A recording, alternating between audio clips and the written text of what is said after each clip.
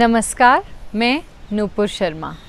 आज मैं आपके लिए लाई हूँ धर्मवीर भारती जी की कनुप्रिया का एक अंश, तुम मेरे कौन हो। कनुप्रिया अर्थात कृष्ण की प्रिया राधा कृष्ण से प्रश्न पूछ रही हैं कि तुम मेरे कौन हो। तो लीजिए, प्रस्तुत है। तुम मेरे कौन हो, तुम मेरे कौन हो कनु, मैं तो आज तक नहीं जान पाई। बार बार मुझसे मेरे मन ने आग्रह से, विस्मय से, तन्मयता से पूछा है, ये कनु तेरा है कौन, बूझ तो। बार बार मुझसे मेरी सखियों ने व्यंग्य से, कटाक्ष से, कुटिल संकेत से पूछा है, कनु तेरा कौन है री, बोलती क्यों नहीं। बार बार मुझसे मेरे गुरुजनों ने कठोरता से, अप्रसन्नता से, रोष से पूछा है, ये कान आखिर तेरा है कौन। मैं तो आज तक कुछ नहीं बता पाई, तुम मेरे सचमुच कौन हो कनु। अक्सर जब तुमने माला गूंथने के लिए कंटीली झाड़ों में चढ़ चढ़कर मेरे लिए श्वेत रत्नारे करौंदे तोड़कर मेरे आंचल में डाल दिए हैं, तो मैंने अत्यंत सहज प्रीति से गर्दन झटकाकर वेणी झुलाते हुए कहा है, कनु ही मेरा एकमात्र अंतरंग सखा है। अक्सर जब तुमने दावाग्नि में सुलगती डालियों, टूटते वृक्षों, हहराती हुई लपटों और घुटते हुए धुएं के बीच निरुपाय, असहाय, बावली सी भटकती हुई मुझे साहस पूर्वक अपने दोनों हाथों में फूल की थाली सी सहेज कर उठा लिया और लपटें चीर कर बाहर ले आए, तो मैंने आदर, आभार और प्रगाढ़ स्नेह से भरे भरे स्वर में कहा है, कान्ह मेरा रक्षक है, मेरा बंधु है, सहोदर है।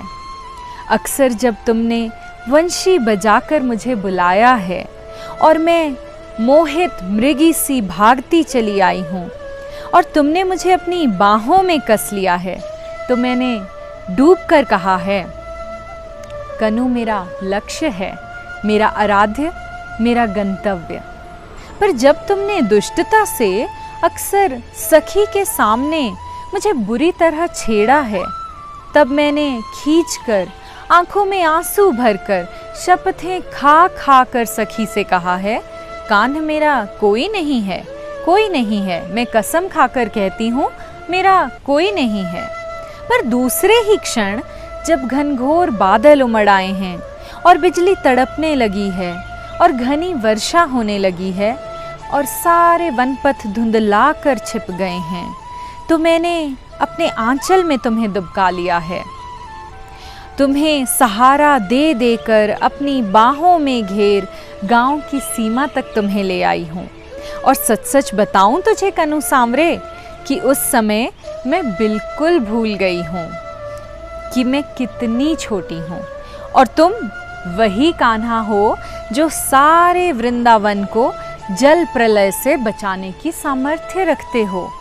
और मुझे केवल यही लगा है कि तुम एक छोटे से शिशु हो, असहाय, वर्षा में भीग भीग कर मेरे आंचल में दुबके हुए। और जब मैंने सखियों को बताया कि गांव की सीमा पर चितवन की छांव में खड़े होकर ममता से मैंने अपने वक्ष में उस छौने का ठंडा माथा दुबकाकर अपने आंचल से उसके घने घुंघराले बाल पोंछ दिए, तो मेरे उस सहज उद्गार पर सखियां क्यों कुटिलता से मुस्काने लगीं, मैं यह आज तक नहीं समझ पाई।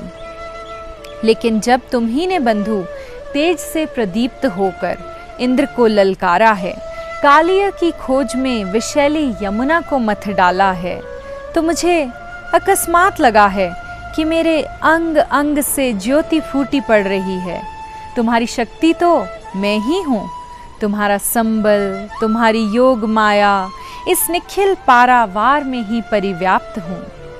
विराट, सीमाहीन, अदम्य, दुर्दांत।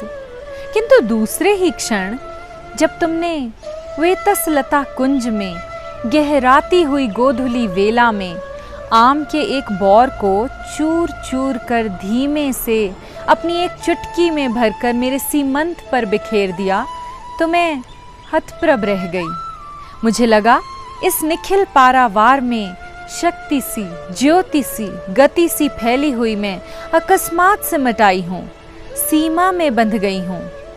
ऐसा क्यों चाहा तुमने कान्हा? पर जब मुझे चेत हुआ तो मैंने पाया कि हाय सीमा कैसी।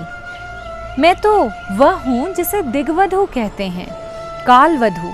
समय और दिशाओं की सीमाहीन पगडंडियों पर अनंत काल से अनंत दिशाओं में तुम्हारे साथ साथ चलती आ रही हूँ, चलती चली जाऊंगी। इस यात्रा का आदि न तो तुम्हें स्मरण है न मुझे, और अंत तो इस यात्रा का है ही नहीं मेरे सहयात्री। पर तुम इतने निठुर हो और इतने आतुर कि तुमने चाहा है कि मैं इसी जन्म में, इसी थोड़ी सी अवधि में जन्म जन्मांतर की समस्त यात्राएं फिर से दोहरा लूं, और इसीलिए संबंधों की इस घुमावदार पगडंडी पर क्षण क्षण पर तुम्हारे साथ मुझे इतने आकस्मिक मोड़ लेने पड़े हैं कि मैं बिल्कुल भूल ही गई हूँ कि मैं अब कहाँ हूँ और तुम मेरे कौन हो। और इस निराधार भूमि पर चारों ओर से पूछे जाते हुए प्रश्नों की बौछार से घबराकर मैंने बार बार तुम्हें शब्दों के फूल पाश में जकड़ना चाहा है। सखा, बंधु, आराध्य, शिशु, दिव्य, सहचर, और अपने को नई नई व्याख्याएं देनी चाहिए हैं।